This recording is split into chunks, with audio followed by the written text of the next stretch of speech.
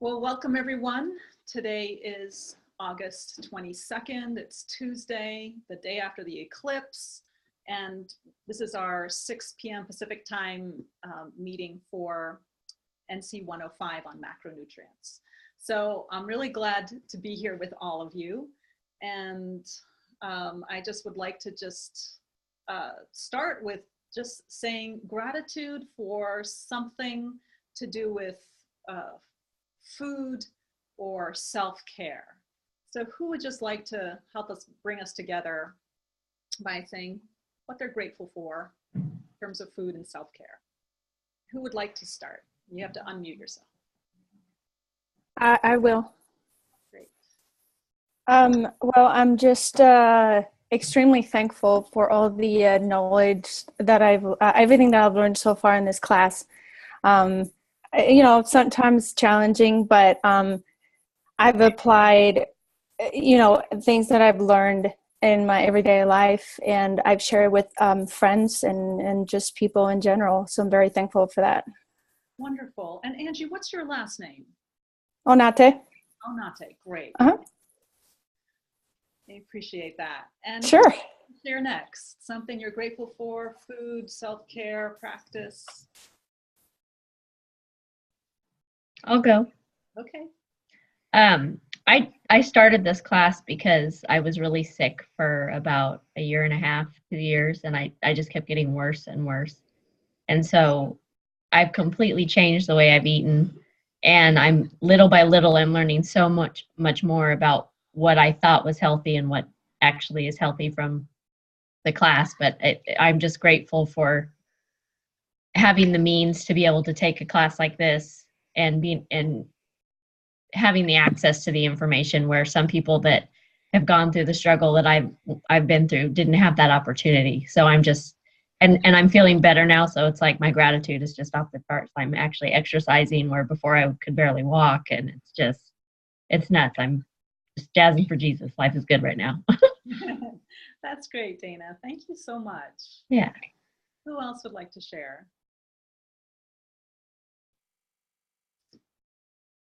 I'll share. All right, Cassidy first, and then Lynette. I'm thankful for where I work because I work in an acupuncturist office. So as I'm taking this program, going through, I'm starting to notice the supplements and actually know what they're used for. And today I was able to read a really great article about SIBO that she just got. So it's just very conducive environment to learning relevant things to me. And plus in my off time, I can study, I can read, and I'm just so thankful that my life is so balanced right now.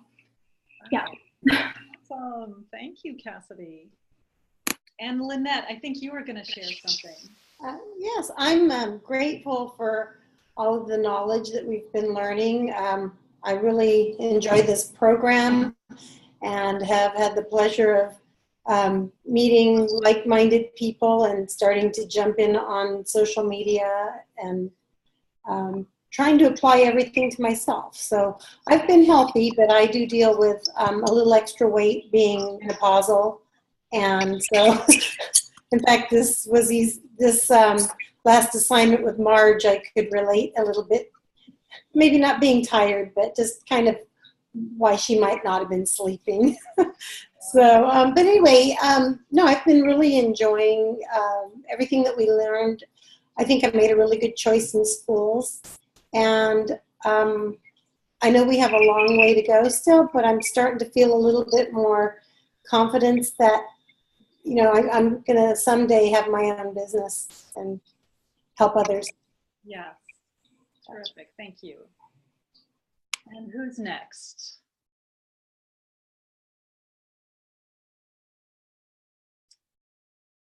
All right. Last call for that question. And then I have another question if anyone would like to respond to this one. This is our module on macronutrients. So I'm wondering if anyone has had a shift in their awareness around either the types or the proportions of macronutrients that they eat and how that makes their body feel. So I'm curious about any new insights anyone has about that. And I know it's not like sometimes it's not the easiest question, but you know, this part about body awareness is what really helps us with our figure out our bio individuality. Yes. I'll go. In all of this, I drastically I completely changed everything I eat. I'm having a lot of food sensitivities and stuff, so my choices were limited. But the one thing that I didn't have any trouble with was fats. So I'm eating a ton of healthy fats. I mean, just across the board, all over the place. And in that process, I've lost almost 40 pounds. And it's so counterintuitive to what you would think or what I had thought. You know, I thought, you know, you stay away from fat and you know, that's horrible. And just the basic standard American diet stuff that's always been drilled into your brain. So learning from this class, but also learning as my body, as my own experience has really been life altering. And it's exciting to know that I'm going to learn more to where it's going to not just go, because I think in my experience too, it's I tend to gauge wellness by weight, and I don't think that's the case at all. I mean, I might be thinner, but I'm also thinner because I wasn't well. So now I'm, you know, great. I lost the weight, and that's always a good thing, or not always, but for the most part, a good thing. But there's this level of nutrition now that I'm seeking for complete wellness, and so that's what I'm, you know, excited about. All of this is that it's going to tie all of the pieces together. And then I can take that, what I've learned from myself, and share that with other people and hopefully change people's lives and help them get there faster and not have to go through 2 years of agony, you know? I have a follow-up question for you, Dana, then. Yes. Have you put your what you're eating in a day through nutrition software to find out what percentage of your calories are coming from fat? Is it? You know what's funny? I haven't, and I want to start, because I'm very curious. I would get, if I'm guessing by the little samples I've been doing from homework, like I wish I could stay at home and just do this, because I have so much I want to do, but unfortunately I have to pay the bills. Yeah. But I would guess that I'm probably more like maybe 50-60% fat. And I need to change that, but for now it's working for me. Yeah. So 50% calories from fat is not the same as 50% weight. Right. Yeah, I think it's calories from fat. Yeah. Well, curious, maybe next time you can tell us. Yeah. That would be good. And who else has, thank you so much, Dana. Who else? I think it's really interesting that the cleansing has the greatest amount of carbohydrates, because again, in media, they're like low carb, low carb, low carb. And then you forget that everything has carbs in it. Especially fruits and vegetables. And those are the carbs that we should be putting in. So that was kind of an adjustment for me, that's the cleansing diet. Right. Mm-hmm. And it's the cleansing diet is, you know, it's interesting.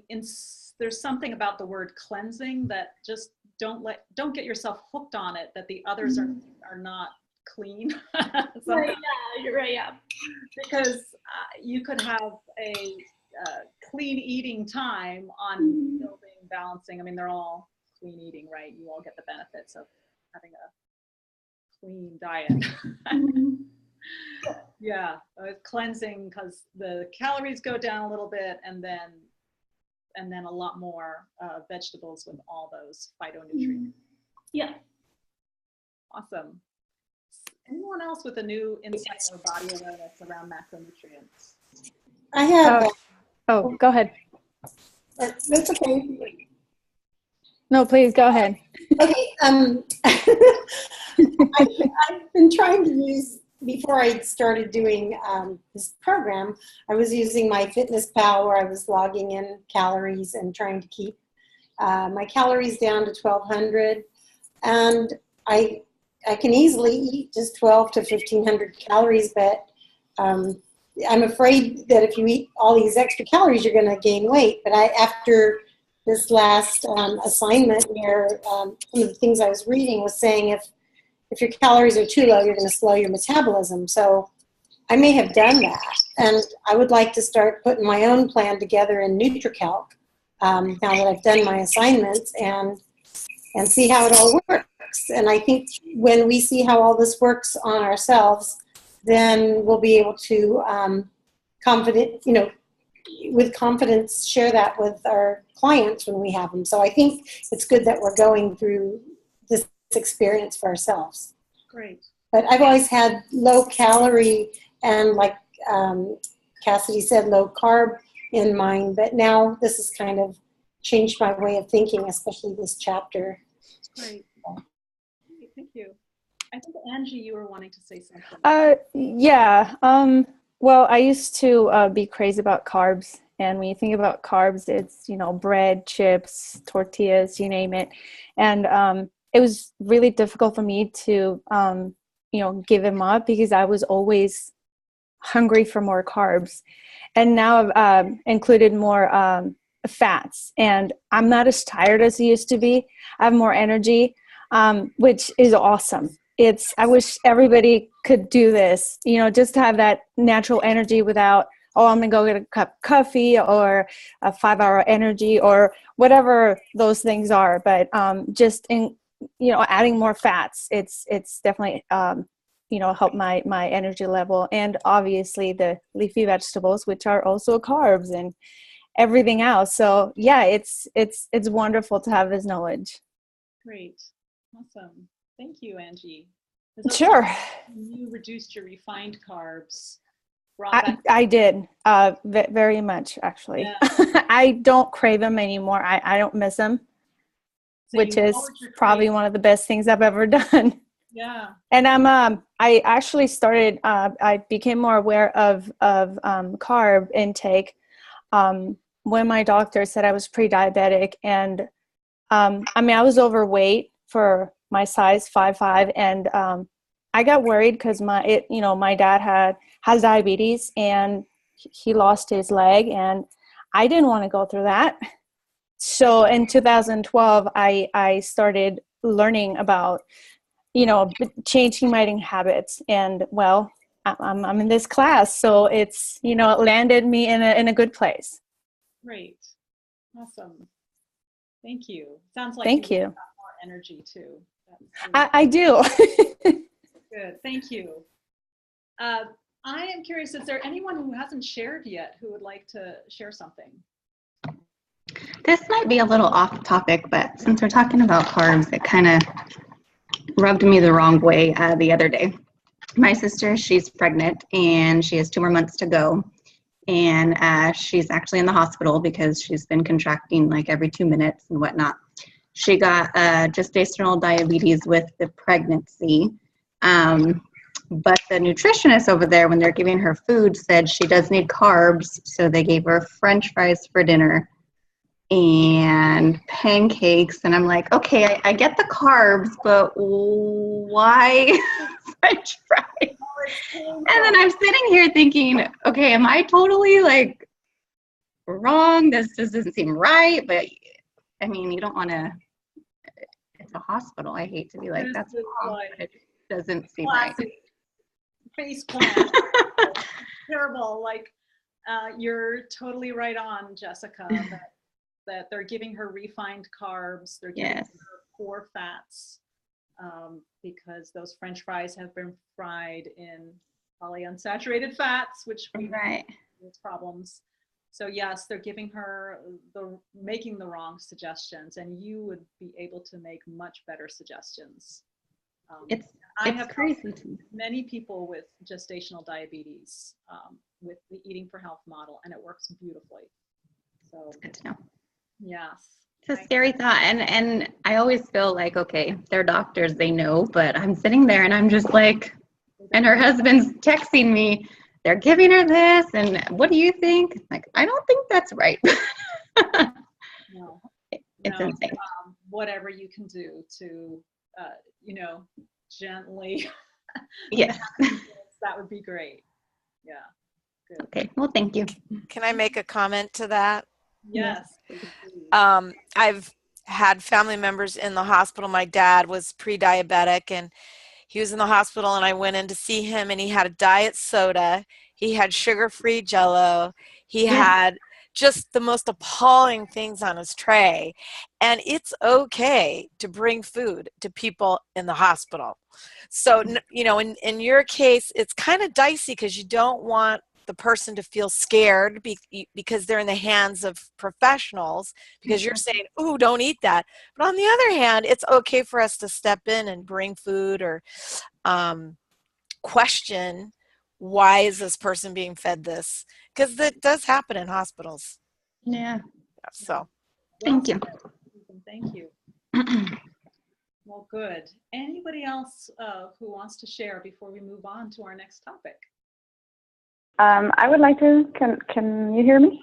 Yes, I can hear you, Beatrice. Oh, okay, hi. Yeah, I wanted to share about the discovering the macronutrients and all that in our food. It actually started before with the previous class, the nutritional analysis, where I kind of had like an awakening of how much I was eating of certain macronutrients. And I do eat fats, good fats on a daily basis. I did it a couple of years ago, but it was more balanced. And so now I was eating, yes, I was eating the good fats, but I was also eating a little bit more of other things. And so that threw me a little bit off in my weight. And so with that class and just using the softwares and all that, I kind of realized that the percentages were way off. And I started making changes because of that. And I have lost a couple of pounds due to that, but it's mostly because I wasn't looking at it somewhere. I wasn't writing it down and kind of going more consciously into what I was really eating or the amount. And so it was interesting because one night I remember that I just thought, whoa, I did not know that this was what I was really eating. It's a little bit too much of this or too much of that. And so kind of tweaking around, it's helped me a lot. So it started on the class before. That's great. And Beatrice, wondering if you can remember any specifics, like were you eating more protein, carbs, or fat and change that, or eating more refined and change that? No, actually no refined. Well, maybe like a weekend once or twice thing of some refined something, going out or something like that. But not during the week. What I was doing is that I do eat fats. Like I'll eat coconut milk in smoothies and I'll eat lots of avocado and just more and more things. And sometimes I was also eating too many carbs, not refined, but I was eating, for example, maybe I think the portions were just too much. And I was eating like heavier at night, and maybe the portions weren't right for that time. So I kind of started measuring a little bit more just to have that conscious of, okay, let's try to fit it into this amount. And then I just started realizing how really more calories I was eating. But I don't exercise every day. I do it about every day or so, like 3 times a week maybe. I'm honestly trying to do more, but since I wasn't having that much activity, that was also not helping me in the fact that I was eating more, like a building kind of thing, and just packing a lot of things in, and it turned out to be really too much. So I'm watching that a little bit more, and I can see a better change. Like I'm still adapting to things that I can see for me and all that. Awesome. That's so great. Thank you. That awareness makes a huge difference. And there are studies that show that people who simply journal what they eat can lose weight without actually, having to really change their diet, so to speak. It's just the awareness helps them. So good. Thank you. Right. Sure. This is important to remember because this is some of the experiences we are going to be sharing with our clients. So for example, Beatrice is going to be able to say, I had this awareness myself, so I know it's a pain in the ass to write down what you eat.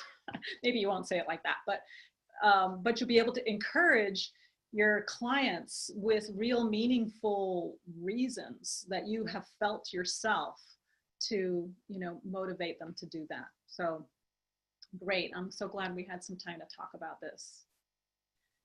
Let's move on to kind of like a review of 105. And, I would like to, ask you guys some questions. And if you don't know the answer, that's completely fine. We'll just go over it together. And let's see. I am also, before we launch into that, I just want to just welcome any additions to our agenda for today. Do you have any things that you want to make sure we cover before this is finished? I have a question that I wrote down. Yeah. So when I was reading the Encyclopedia of Healing Foods, the intro to carbs and the intro to fat had very similar points, and I just wanted to make sure that I knew the difference. The difference between carbs as a primary fuel for body functions and fat as the preferred energy source to fuel the body. Huh, that's curious. I mean, I think about that chart, the chart for the Krebs cycle that we went over in 103. I don't know if you remember it. You see carbs, protein, fat at the top, and then you come down into this circle and it goes around and it makes ATP. So you can get energy from any of those. The preferred food or macronutrient, or the easiest one, is carbohydrates. Your brain works on glucose and uses up a lot of glucose. Now, you can get glucose out of protein, and you can get energy out of fat. So you could use any of them for energy. So that's how I think of it. You can, eat so much protein that you get too much glucose out of it that your body can store that as fat. That's something we usually think just happens with carbohydrates, because it's really easy. Overeat carbohydrates, the body can't use all that glucose, gets stored as fat. But the same thing can happen if you overeat protein, which is usually in the form of, a 16-ounce steak. Unbelievable amount of steak, but I don't think people eat them that often, but it can happen then. Happens a lot more frequently with carbs. Does that answer your question, Alexa? Yes, I'm going to go look at the Krebs cycle chart again after the call. Yeah, there's a nice separate chart in 103 where it's got, it not only tells you the step-by-step process, but it tells you the micronutrients needed, like the B vitamins or magnesium needed for each step of the way. Thank you. Yep. Anyone else have something that they want to add to our agenda? I had a question.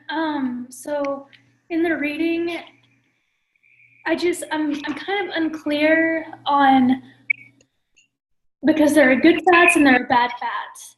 And I'm trying to be really clear on what the good fats are. And I know that the more refined something is, but you said earlier that polyunsaturated, like the fries are, dipped in, they're fried, and that's the polyunsaturated are. And so I was just wondering, is it saturated or unsaturated that's good, or does it matter if it's saturated? And I know that the omega-3s and the omega-6s are polyunsaturated, so I'm just kind of confused about the fats. Yes, that's a great question, Cassidy. Thank you. So the only truly, we don't really use a lot of good and bad in eating for health. We use bandits and heroes instead. Gotcha. But if you were to pick out a truly bad fat, the only truly bad one is trans fats. Okay. Because there's no amount in your body that can be healthy. And even, the government Surgeon General says that. They finally, no amount is healthy. So trans fats that are the artificially made ones are not healthy. We do make a tiny amount naturally, but that's not a big deal, and that's not what we're talking about. We're talking about the hydrogenated oils. Gotcha. So those are the bad fats. Now, when it comes to the polyunsaturated fats, they're called poly. Well, let me ask you this. What poly means many, right? Right. So what have they got many of? You know? I guess. Their molecular structure. Yeah, I guess they've just got many connections, like they're made up of many things. Well, you're close when you said connections. Yeah. Very close, because they have many double bonds. Okay. And a double bond is very susceptible to breaking apart if there's heat, light, or oxygen. Mm. And a polyunsaturated fat that has broken bonds is a rancid fat. Okay. So you know that horrible smell or taste of a rancid fat. Yeah. Yeah. So it tastes really nasty. Mm-hmm. So that's when a polyunsaturated fat is then bad. Mm-hmm. It's not innately bad. It's bad because it's been damaged, and it gets damaged really easily because of the double bonds making it more vulnerable. Okay. Yeah. All right. That answers that. Thank you. Thank you. And anyone else? Hi, I have a question on proteins. Yes. So a couple actually. So in the first lecture when we were talking about proteins, it said that proteins are essential for liver detoxification. Mm-hmm. But then I was thinking about the cleansing diet and how there's so little protein in that diet, that I was wondering, I thought, a lot of the cleansing diet is that you are purging your liver and cleaning out your liver, because it's what stores all the toxins. So I didn't really understand that, and I also definitely did not understand deamination or transamination. I don't know to what extent we need to know that, but I did not understand it. Perfect. Great questions. So for the detox question, when you will learn more about the phase 1 and phase 2 processes that happen in the liver for detoxification. When you get to therapeutics, there's a whole module all about it. But there are, in order to do some of those processes to detoxify, it requires a certain amount of amino acids, especially amino acids like methionine, for example, is one. I'm blanking on the rest. I always have them pretty close to the tip of my tongue. But anyway, so you need a lot of amino acids to detoxify. Now, I've been to seminars on detoxification that gave the figure of 30 grams as a minimal that you would need to detoxify with for, like an average size person. Mm-hmm. So I will just take a wild guess that let's say the average size person is 150 pounds. And so this brings up a lot of good things. Like if you were to calculate, let's say that person is having a 2,000 calorie a day diet, right? And they're on the cleansing diet. So they're having 10% of that 2,000 calories is from protein, because the cleansing diet is as low as 10%. Right. And so how many calories from protein would that be? 200, just not a lot. Right. That's really 30 grams and 200 calories. So 200 calories, and then to find out how many grams that is, you divide 200 by what? Because there are 4 calories per gram in protein. 4 calories for 1 gram of protein, and you know that you've got 200 calories, so you divide 4 into 200 and you get what? So you're gonna have 50 grams. 50 grams. So it is enough protein to do detoxification. Okay. Right? Now, let's say this person is on is running around, has a lot of stress. They're going through hormonal changes. They had an accident and they broke their ankle, and so they're recreating bone and tissue and ligaments. So they might find that a cleansing diet to do all that and detoxify at the same time is not enough. So that 50 grams might start to get pretty limiting after a couple of weeks. So you can see why we don't do the cleansing diet for very long. Okay. Do you have a minute to touch upon the deamination, transamination of proteins? Sure. Really briefly, deamination means that the liver has this power, amazing power, to take apart proteins and then reformulate into another protein that is needed by the body. Now, I think of this in practical terms for, let's say women going through PMS. You're going from the state in the middle of your cycle where you're fertile to the state where you're going to shed the lining of the uterus. And all the hormones have to change in order to do these very different functions. So your liver is in charge of changing the hormones, one hormone into another, so that your body can do this. So when you think about someone who has PMS, you want to make sure that they're doing good things for their liver, not so busy detoxifying everything, so that they can their liver is free to deaminate and transaminate as necessary.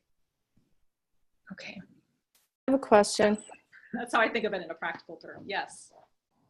So if a woman is PMSing and the liver is changing the hormones, does that mean that person should be taking more protein during that time, or adequate protein?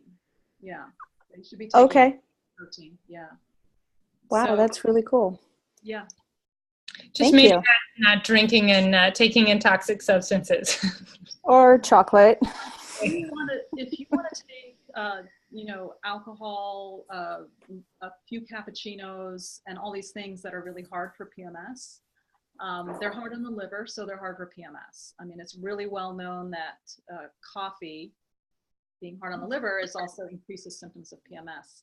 So do them towards the beginning of your cycle.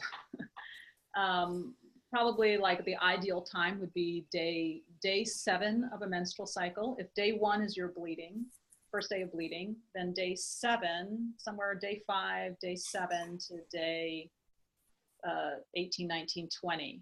So you have that window to like have more toxicity or more work for your liver to do. And then you're like cleaner that week to 10 days before you have your period, so that you minimize the PMS. Now that's just, of course, you could be free of those foods that are harsh on your liver the whole month long. And if you're trying to get pregnant, then that would certainly be the case too. But if you want to, eat according to one's menstrual cycle, then that might be a way to shift things. Okay, thank you. All right. Anasuya? Yes. Are we going to be covering hormones in any more detail throughout the course? I can't remember. Yes. Let's just do a quick review of... just because that discussion reminded me of a book by Elisa Vitti and her hook about hormones and eating specifically for your period, and it's really, really interesting. She has a website called Flow Living. Yeah. Okay, can you see what I'm showing you now, the cohort schedule? Yes. So you are going to be taking your midterm by November 13th, right? And then you start with stress and the endocrine interactions and men and women's health. So these 2 areas here that you're doing, let me move it over a bit. No, I can't. You might have to move your pictures around in order to see the dates. Yes. So yes, see November 20th, before Christmas, you're going to be doing a lot of work with hormones. So yeah. And then the winter break. And you get a bit of a winter break, a short one, and then you're into liver detoxification. So there Yay. you are. The things we just talked about are coming up really soon.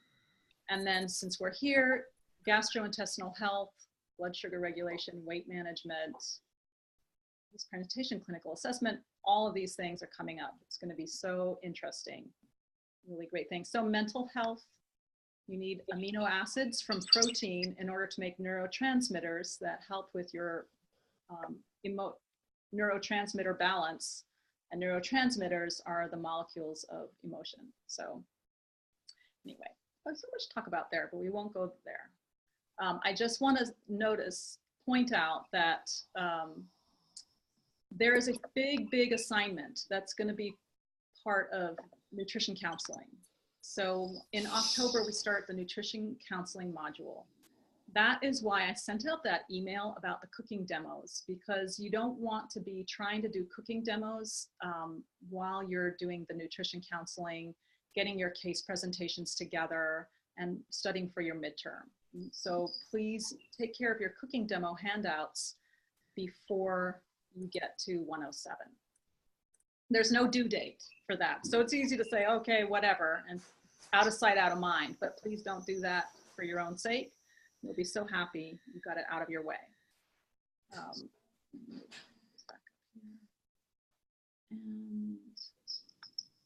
let me find, do we need to go over, were you guys able to find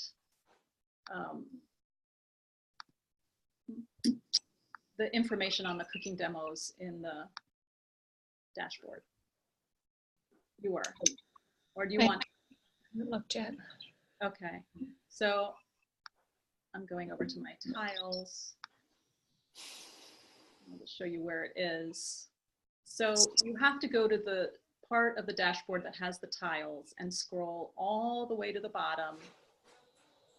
And the very last tile is the cooking demonstration.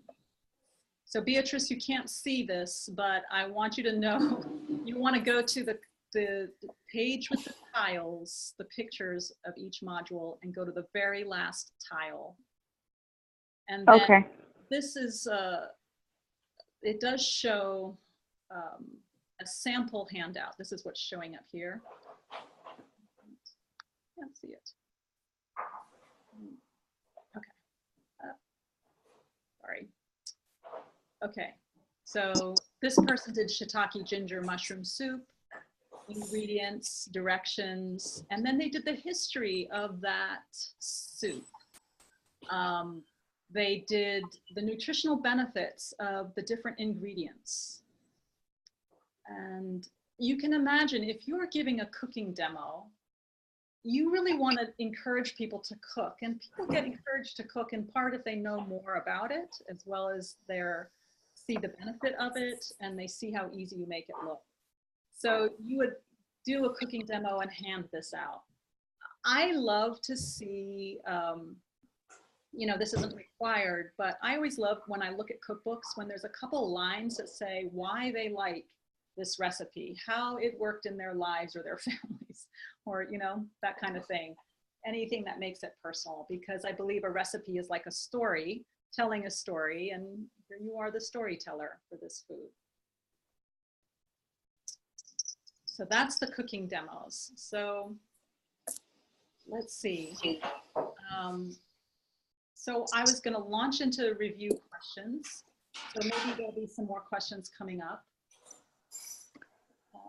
Can I ask one quick question about the cooking demo? Yes, please. It says, I've been looking at this, the upload handout 1 here, upload handout 2 here. That's just because we do 1 per term, right? No. The one's now and one's later? Nope, you do 2 now. We have 2 separate recipes. Separate recipes. And do this entire thing for 2 different things? Yes. Okay. I completely missed that part. Okay, thank you. Good. Glad I asked. Page handout. I'm glad you asked. Okay. Do we need to video our demonstration to friends or family? No. You're encouraged to demo it to your friends and family, but you don't have to. It's not, you're not going to get graded on it. Okay. Okay. It's good to practice. I once had to demo a breakfast smoothie in front of high school students. And wouldn't you know it, I put too much stuff in it. It all went all over the place. And I thought, God, it's so easy to make a smoothie. And I did the demo and it was a mess. But anyway, the students still like it. It made me wish I had practiced a few times. All right, so let's see. It can be anything, right? It can be as simple as a smoothie then? Yes, it can be as simple as a smoothie. It can be anything, and then you just need to detail the nutritional benefits of it. And yeah, you might pick out a few, the nutritional benefits, where the food came from, whatever is of interest.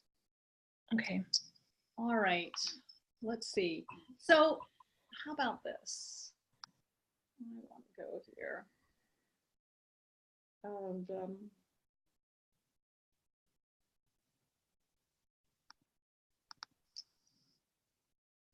okay.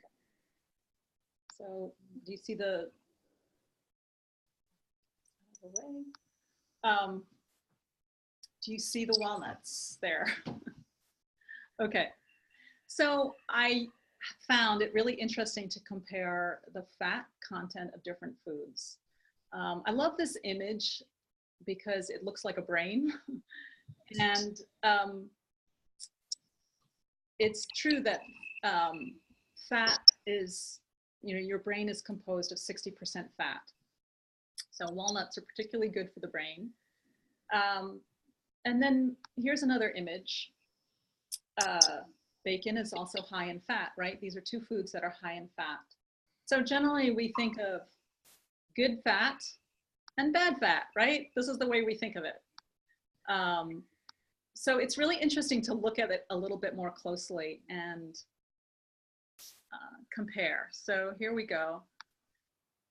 Here are the walnuts. And so you notice that it has a little bit of saturated fat. Who knew that walnuts would have saturated fat, right? And as we thought, it's high in polyunsaturated fat. And then has a little bit of monounsaturated fat. So let me ask you, Jessica, how do you think it's going to break down for the bacon in terms of saturated to polyunsaturated to monounsaturated? It's going to be very high. in fat overall? Yes. Yeah. So the walnuts, let's see, we've got in the 14 halves of walnuts, we've got 185 calories, and of that 18.5 grams of fat. And then what kinds of fats do you think will be in the bacon?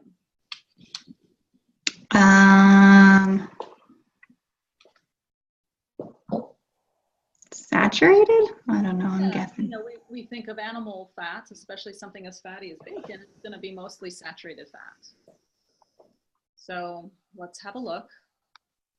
And so, I tried to get mostly, the same serving size, right? Because you have to look at the serving size. 1 ounce, and they're both 1 ounce. And the walnuts have 185 calories. Bacons have a little bit less, almost the same.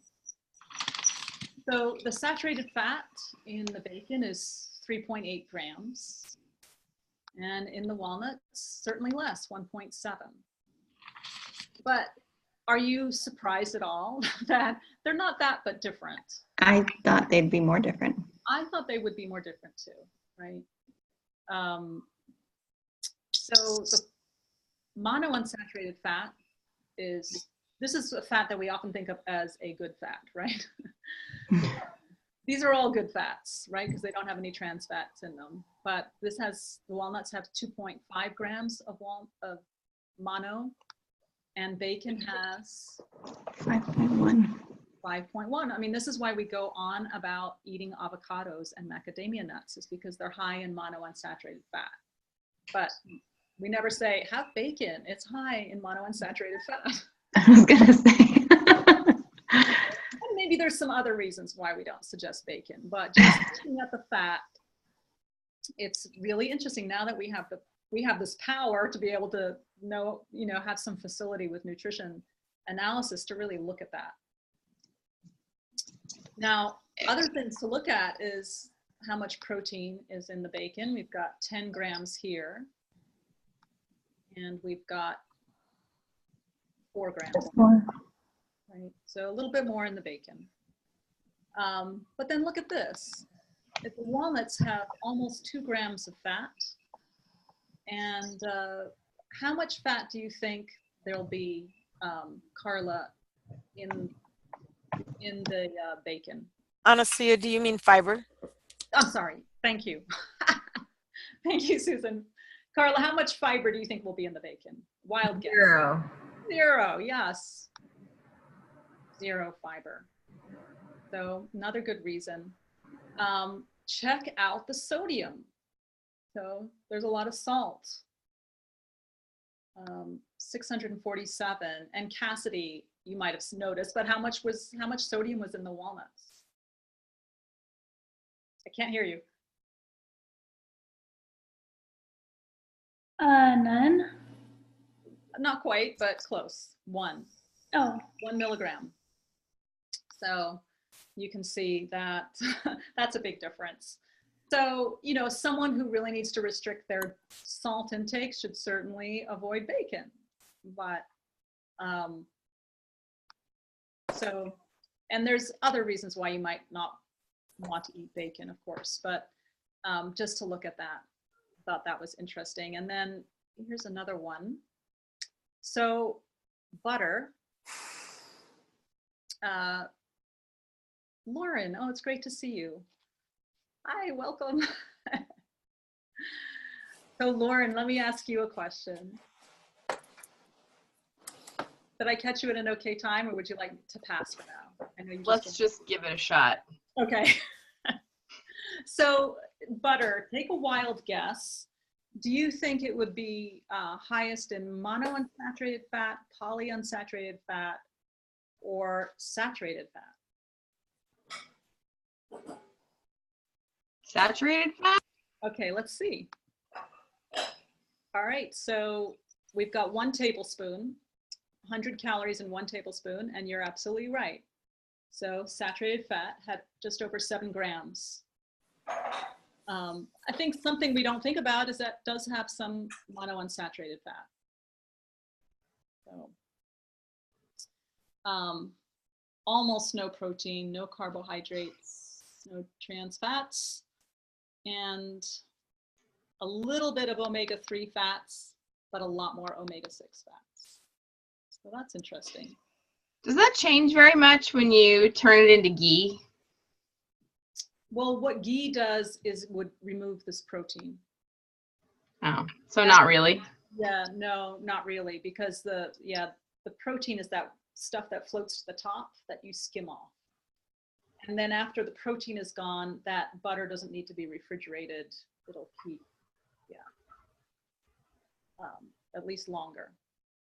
All right. Well, I wanted to show you something about how to look some of these things up on Chronometer. So let me just.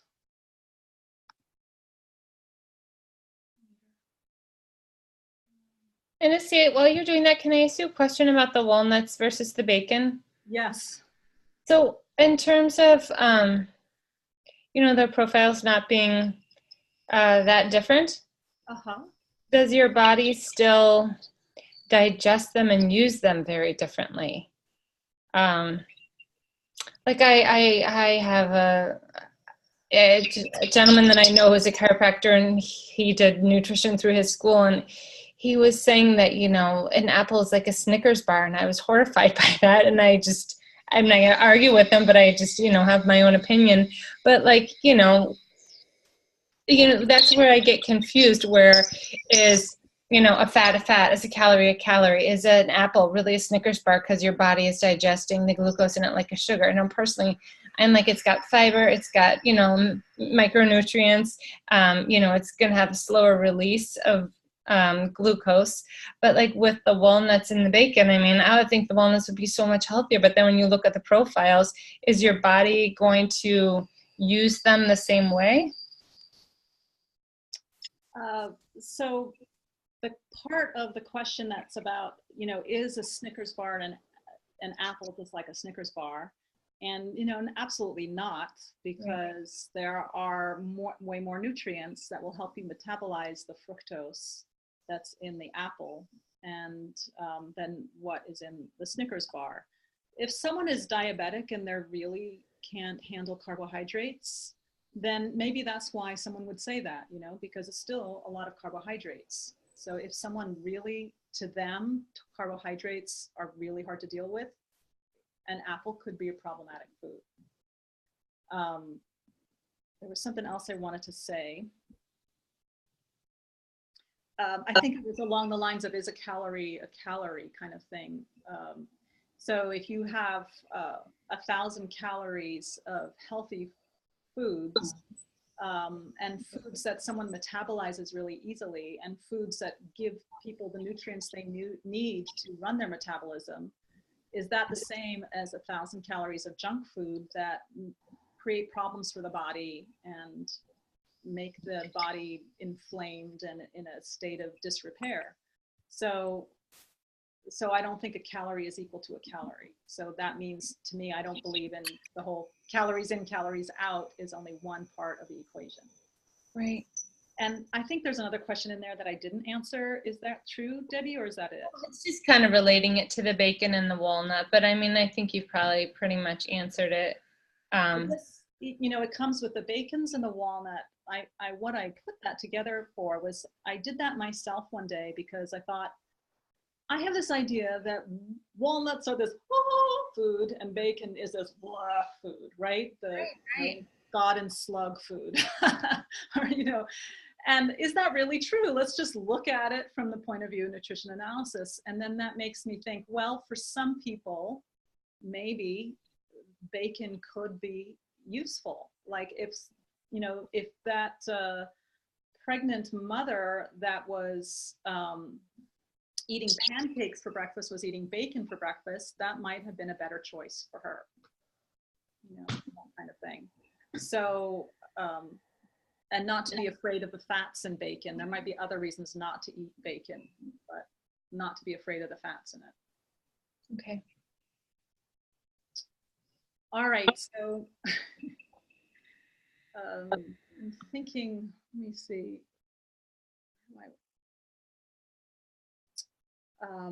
Susan, did you have anything else you want to add to that? In regards to bacon and walnuts, or Debbie's question? I love that question. And I absolutely agree with what Anasuya said about the quality of food, and you also put it well as well, the person who asked the question. Who was that? Debbie. Debbie. About the micronutrients, because we need those in order to metabolize the foods and the sugars that we're eating. So absolutely, calories don't equal calories. As far as the bacon, the thing that pops into my mind is the fact that we usually fry it. And even though saturated fats are healthier in high heat, it does have mono and polyunsaturated fats. So you do run the risk of damaging some of that fat in the bacon with the frying. And also quality. Are we getting this bacon from Oscar Mayer? Are we buying it from a butcher that has nitrate-free bacon? So, and Anasuya said that. She goes, there may be other reasons not to choose a bacon, but these are thoughtful questions to ask when you're making your food choice. That's all. Yeah. I realize I need to change my share. I want to come back to this. But first I want to go to the chart about omega-3s and omega-6s. There's so much to talk about in this. It's a little challenging to put it together the way I want, find all the pieces. And where did it go?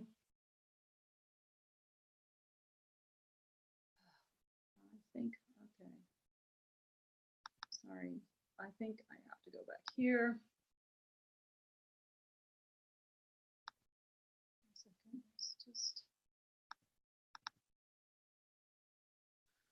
Are you guys seeing the macronutrient handout? Is that a no? Can you see me scrolling through the macronutrient handout? No, Okay. you're on the dashboard, just the the modules. Okay. All right. Let me make sure this is up. It's up. Go back here.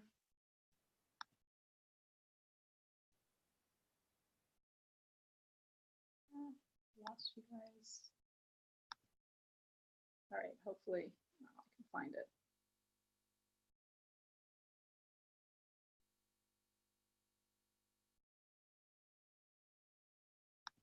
Okay. Got it. Okay, so this is the handout for the slideshow on fats. And I wanted to show you the chart of omega-3 fats compared to omega-6s, because this is a pathway that you see a lot. So now, great, can you see the EFA pathways? Yes. Yes, we can see it. Thank you. All right. And let me just ask you, so Dana, what is an EFA? Dana, what's an EFA? You have to unmute yourself. It's an essential fatty acid. And why is it called essential? Ooh, that's a good one. I was all proud of myself for a second, and then you came over the top with another one. Why is it essential? Essential. I'm out. I got nothing. Okay. Yes. Go ahead, please. Is that Alexa?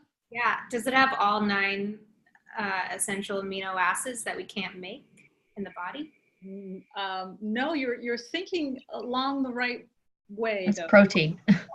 You're referring to amino acids, so that's protein. And the essential fats, though, are just like those essential amino acids. These are essential fats that you can't, you have to get from your diet.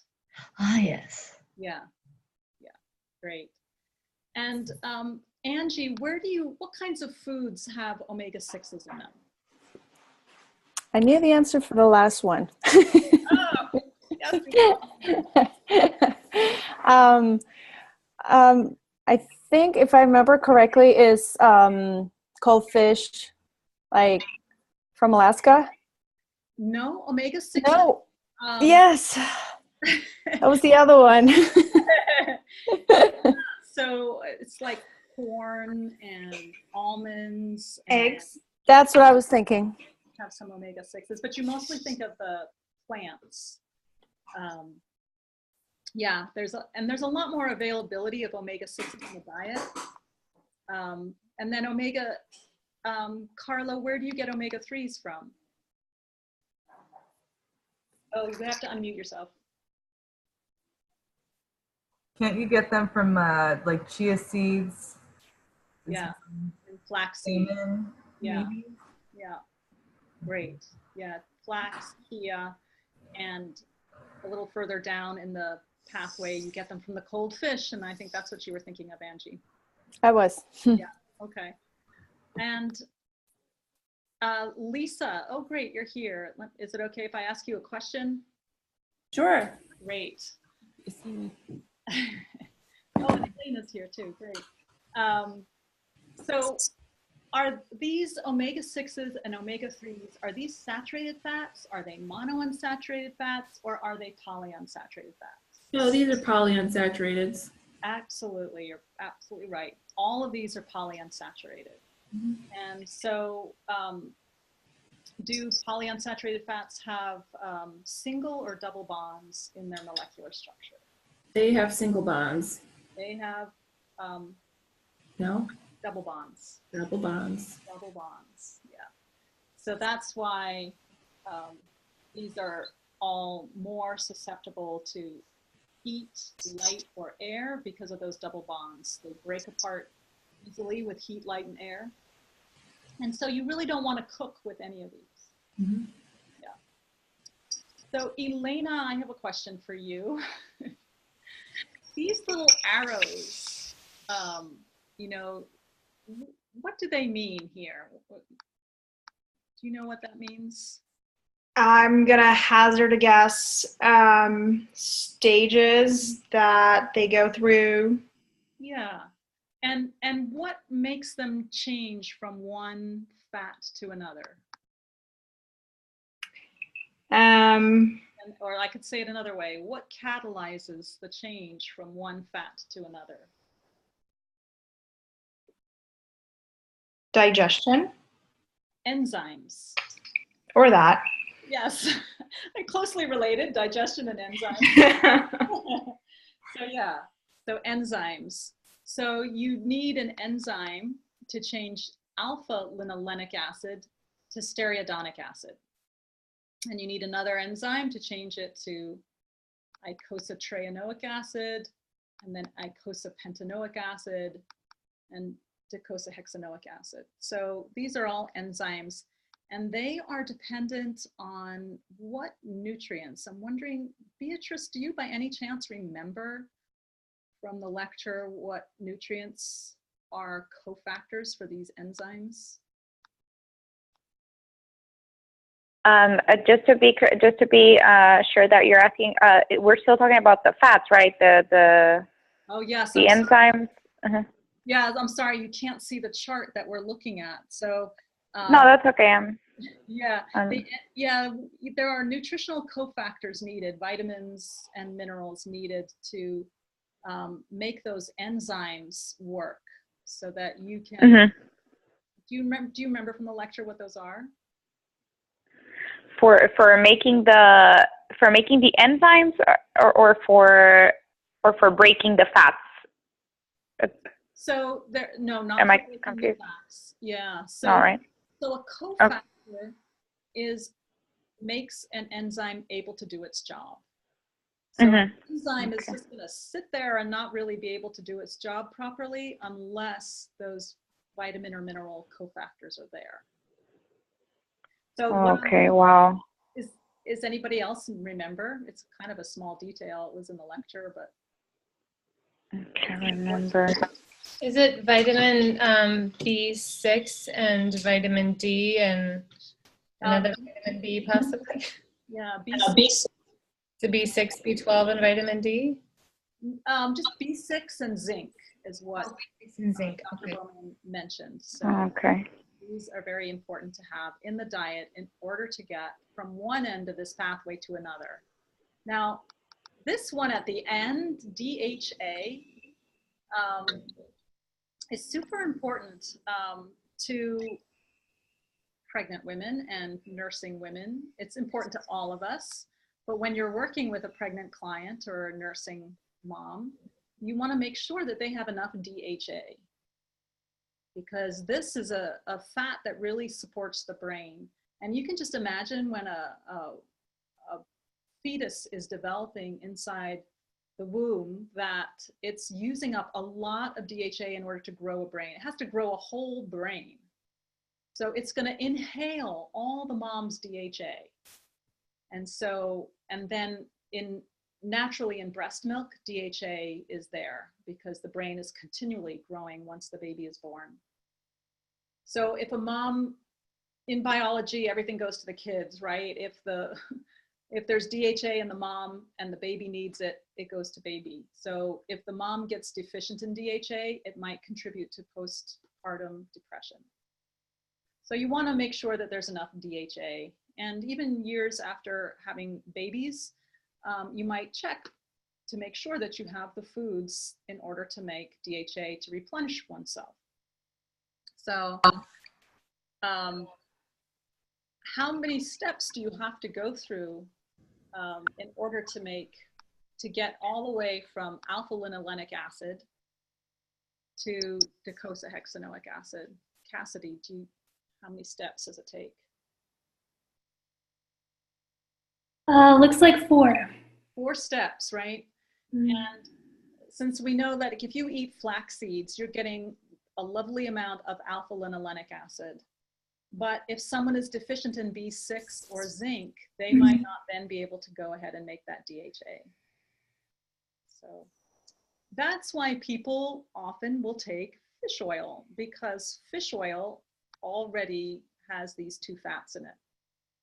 Because the fish has taken what it's eaten in the plant foods that the fish eats, and inside the fish body, it has already changed the alpha-linolenic acid, the alpha-linolenic acid to the EPA and DHA. So when we eat fish or we eat pasture-raised animal products, it already has this in it. So I have a question. Yes. Does that mean if you're going to consume omega-3s, you're supposed to have B6 and zinc in order to break those down? Yeah, you're not breaking them down, you're transforming them into another food. Oh, okay. Yeah, this is not about digestion. Anasuya? Yes. There's a good question about being tested for DHA and EPA levels, like is about clinical testing to see what someone's status is. Yeah, there are tests. There's one called a fatty acid panel. It's a blood spot test where you prick your finger and you put it on a blotting paper, you send it off to a lab. And this would be like not standard medical practice labs. So this would be more like a functional medicine lab type test. And then you get back basically a piece of paper with all of these on it, and you can see amounts for all of these. So that's a really interesting test. I used to see clients who had this test, and if they ate fish 3 times a week or so, they were fine. They didn't need to eat fish oil. You can overdo the consumption of fish oil and have it suppress your immune system. So you want to do it just, you don't want to overdo. But that's why people take those foods. On this side, linoleic acid. Let me pause here.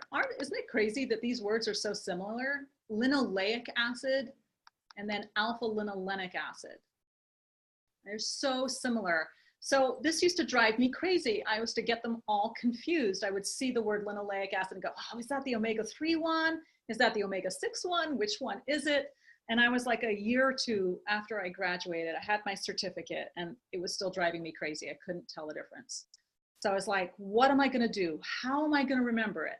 Linoleic acid and then alpha-linolenic acid is the one from flax. So the way I remembered is to say to myself, Lenny likes flax, because there's a lenic in there. There's a Lenny in here. These 4 letters. There's a Lenny in here, and there's no Lenny over here. So now, after I remembered that for myself, never forgot this. So if that helps you, please take that. Lenny likes flax. All right, so linoleic acid turns into gamma-linolenic acid, or GLA, which is a really helpful fat, right? And then that turns into dihomogamma-linolenic acid, and then that turns into arachidonic acid. Now, this is interesting if we go a little further down and we see this production of prostaglandins chart, EFAs and prostaglandins. So this is about the same chart. On this side, we talked about alpha-linolenic acid turns into ultimately EPA and DHA, which you can get directly from cold water, fish, or mother's milk. And we love it because it's anti-inflammatory. It creates prostaglandin E3, and that's anti-inflammatory, so yay.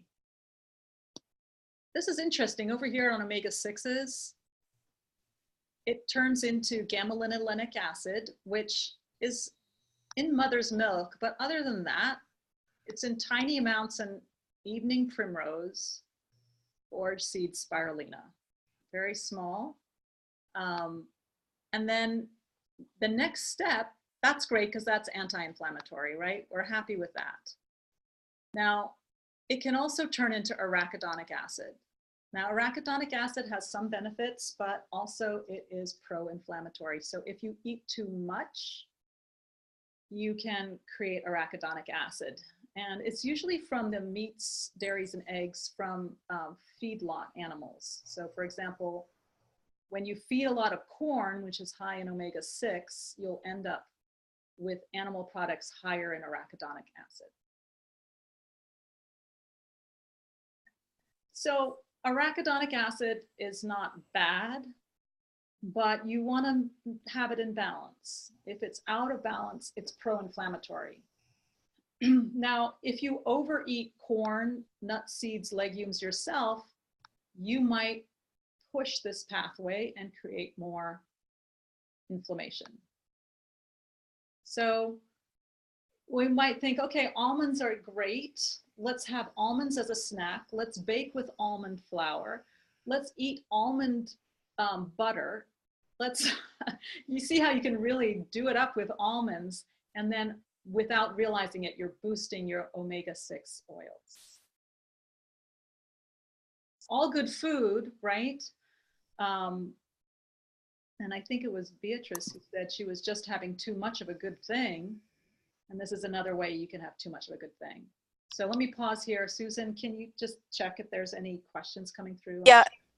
Yes, somebody just said, "Oh my God, I love almond butter," and it's not that it's not that almond butter or almonds are bad. They're a wonderful food. That was just an example of how you can have too much omega-6, and also in comparison with the omega-3, we want that nice ratio. So if you're eating almond butter, but you're also having good omega-3 sources, you're fine. Yeah. I have a question. Yes. It's sort of backing up a little bit, but I'm just trying to process. Maybe I don't have a question. It's just a thought I need to talk through. But the like conversion process with the omega-3s and that need the enzymes and they need the B6 to get to the next level of fat, or however you want to say it. So I'm just thinking about that in the context of a vegetarian who's not going to take fish oil, or who is probably deficient in B6, which may be an assumption that I'm making. How does that affect them? Am I off base on this? I think I don't have a question. I'm trying to formulate a thought. I was hoping you could help with that. I really appreciate that, Jean. And it is something that we do think about when we're working with vegetarians. And so we want to make sure that they're not deficient in B6 and and zinc. And it is easy to be deficient in zinc in a vegetarian diet, but you can get enough zinc from a vegetarian diet if you are paying attention. So some people are going to be poor converters and other people are going to be better. So in addition to making sure that they have zinc and B6, you want to make sure if they have a big need for omega-3s, if they have a big need especially for EPA and DHA, they can take supplemental EPA and DHA that's algae derived, that's appropriate for vegans. So you can do that. So they could go to supplementation, or you could, make sure that they have a lot of this with the zinc and the B6. Okay. Thank you. Yeah. Anasuya, can I ask a question about when we were talking about the omega-6s? I get confused with that because I feel like it keeps coming up that omega-6s are all bad. But then when you're looking at that diagram, some of them can become bad and some of them can become good. Well, I mean, I feel like Dr. Bowman is always saying all the vegetables, like corn, safflower, canola, those are all omega-6, correct? Yes. And how those are all bad. No, they're not bad. Okay. So the only bad fat is trans fats that are artificially made, hydrogenated oils. Okay. Other fats, we just want to make sure that we're not heating to high temperature, that we're not leaving the cap off the bottle or storing the bottle of almond oil in the sun. You know, we want to take good care so that those double bonds don't fall apart when they're exposed to light, you know, so they're not exposed to air, you know, oxygen, light, or heat. So we want to take care of them, and then you just don't want to, basically, you want to make sure that you're getting enough omega-3s, and so that you're not overdoing the omega-6s. And so here's this ratio that we're suggested to aim for a 3-to-1 ratio. I think if you do 4-to-1, you're doing pretty good. It's just that you don't want to be in this really high range, 20 omega-6s to 1 omega-3. You know, so that's not so good. So let's, that's why I wanted to bring up the chronometer thing. Let's see if I can get my way back there.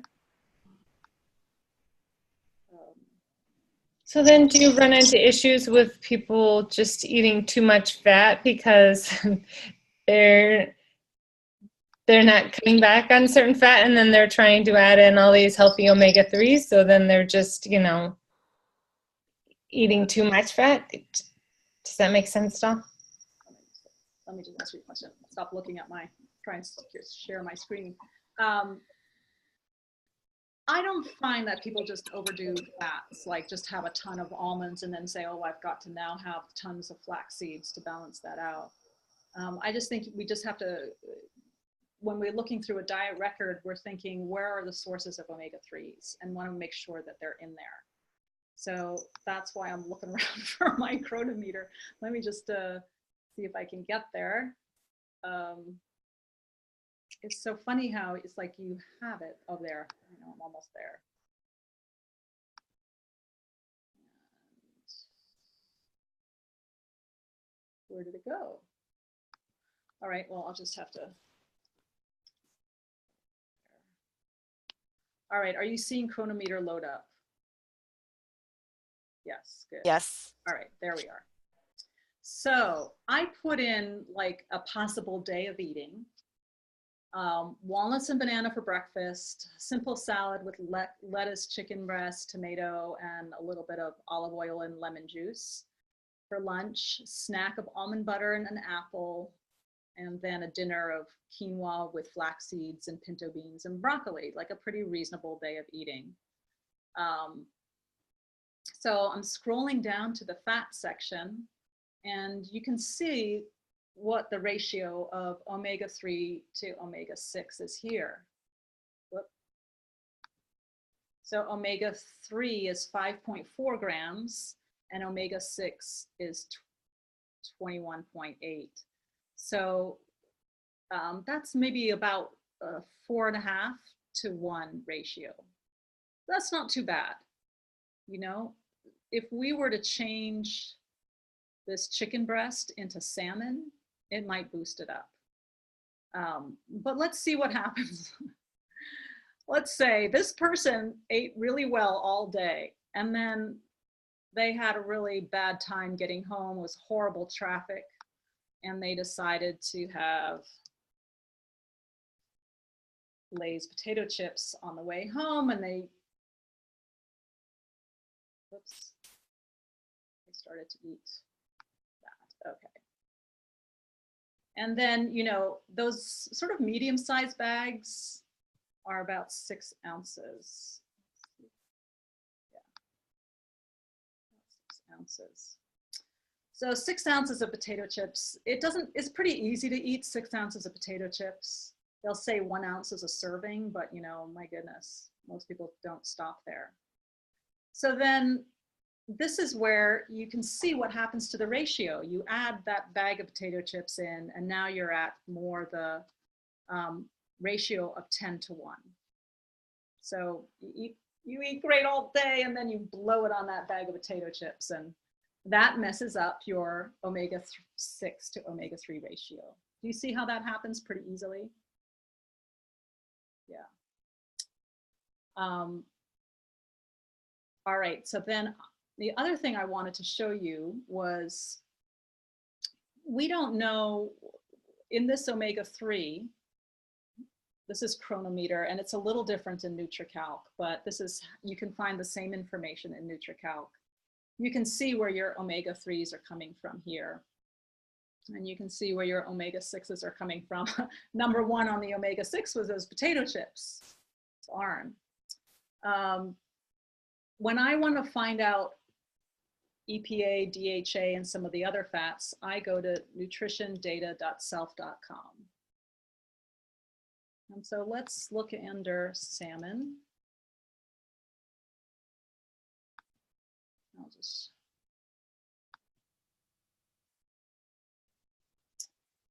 I'm just gonna wild cooked Atlantic. So I'm going, let me just see what my serving size is. So I have a fillet. Let's do something we understand more. 3 ounces. So I'm, Anasuya, while you're doing that, I'm looking at this interesting chart that I just pulled up about the omega-6 and omega-3s, and kind of helped me to understand it is it's using the same enzymes to process both omega-3 foods and omega-6 foods. And what it's saying is, if you have more omega-6s, then those enzymes are being used up to process those into potentially inflammatory foods, as opposed to, processing the omega-3. So that kind of helped me understand. Maybe it helps somebody else. So it's kind of, because it uses the same enzymes, that's where the imbalance can come from. Great. I appreciate that contribution. That's a really good point. So yeah. And then in nutritiondata.self.com, you see how it says, here are the polyunsaturated fats, 2.8 grams. But what kind of polyunsaturated fats? Because that whole chart of omega-6s and omega-3s, those were all polyunsaturated fats. So you can click on more details and you get all the fats. And they have these weird numbers. So if I were to, this is the easiest way for me to do it. Go to Wikipedia, fatty acids, and just me, are you seeing me go to Wikipedia fatty acids? Yes. Thank you. Now you go down and you get this great chart that is, you have to move your pictures if they're on the right. So I wanted to know, here I am with icosapentaenoic acid. So that's EPA. That's the one that's anti-inflammatory. And that is 20:5. And up here, what that 20 means, C is for carbon and D is for double bonds. So EPA has 20 carbons and 5 double bonds. So that's what all those numbers mean.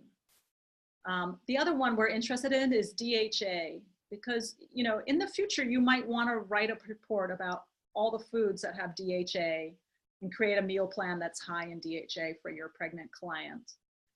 So you're going to look up the foods that have 22 carbons, 6. So this is how you figure it out. It's not hard to do. And then you can go back and you can go, okay, the one that was 22 carbons with 6 double bonds, that was the DHA. Wow, it has a lot. So 3 ounces of salmon has 1,200 milligrams of DHA. And now I've forgotten which one was the EPA, so let me just go back and look again. So EPA, 20 carbons, 5 double bonds, 20 carbons, 5 double bonds, 350 milligrams. Whew. I wanted to show you this so that you know how to understand that part. You may not need that until you get to therapeutics, but now you have it. Okay, so any questions about this chart, and were you able to follow it?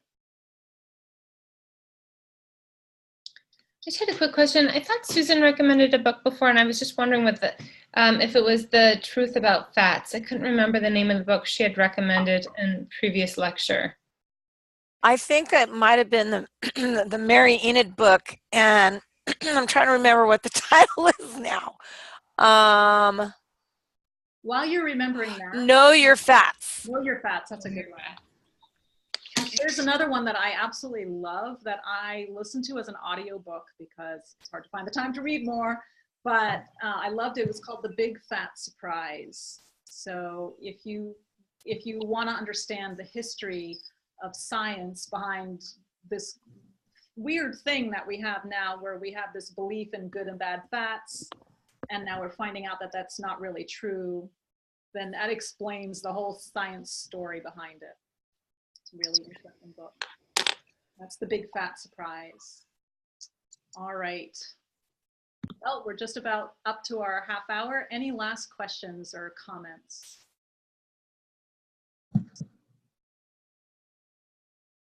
So we did spend all this time on fats, and I wanted to do it because it can be a little complex. There's so much more to talk about with carbohydrates and proteins, and so we just sort of dove into fats. Feel free to email me any of your questions or email Susan. And our next meeting, do you remember what time our next meeting is? Susan, do you have it on your calendar?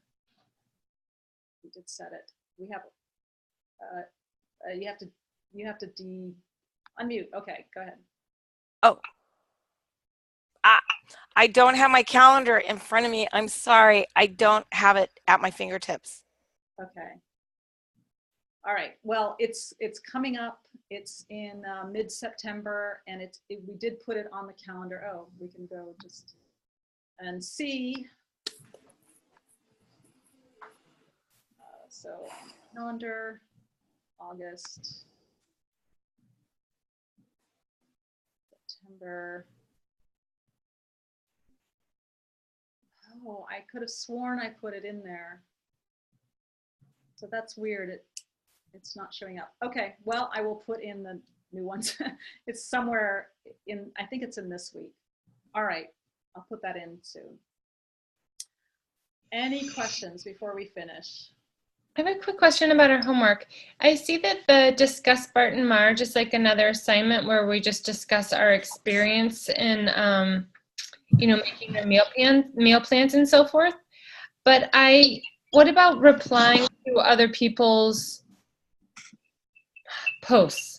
Yeah, you're still, in the Marge, Bart is closed now, but Marge is still open for you to reply to. So, and that's through the 28th, Marge's, is that correct? Yeah, I think you have another week with Marge because each board is open for 2 weeks. So the first week is you're supposed to post your initial post.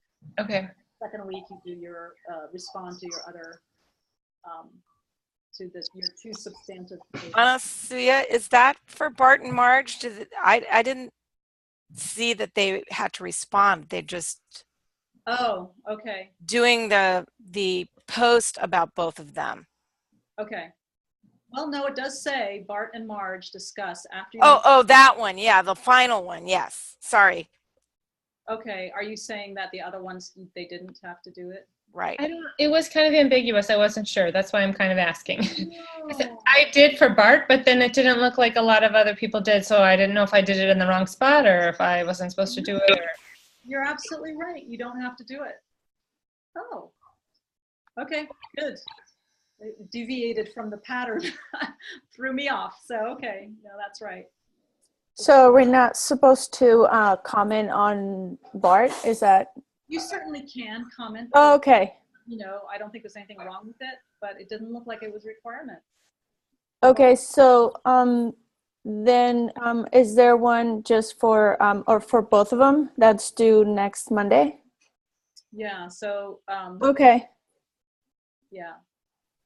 The Bart and Marge discuss the final one. That's probably a normal posting where you reply to 2 people. But the other 2, it's not, you can always look in the rubric and see what you're being graded on.